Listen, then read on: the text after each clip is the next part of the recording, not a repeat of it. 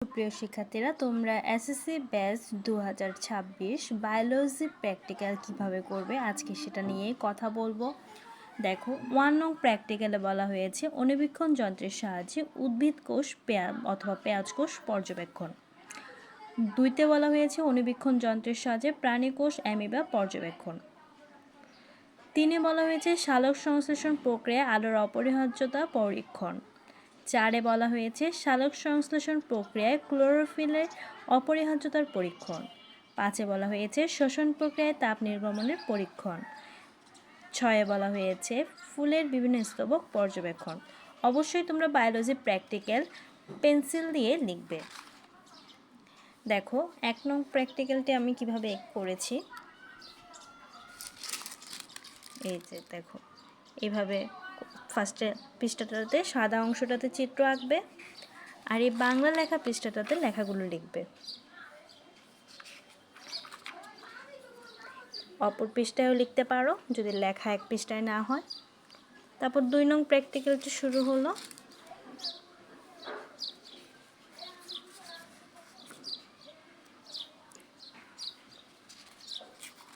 এই যে লেখা লিখবে।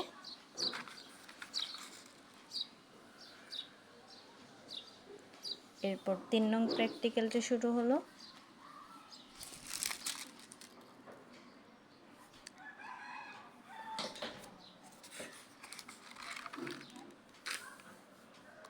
সব লেখাগুলো পেন্সিল দিয়ে লিখবে।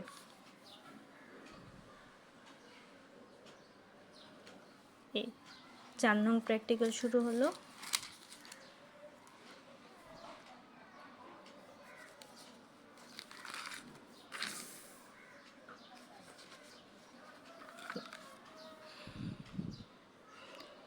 আশা করি বুঝতে পারছো।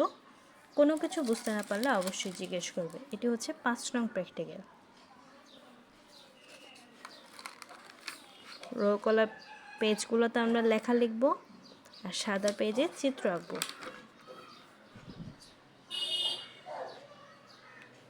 আশা করি বুঝতে পারছো।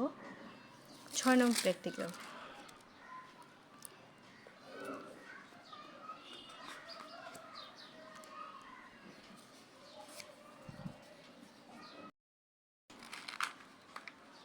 এই যে লেখা লিখেছি।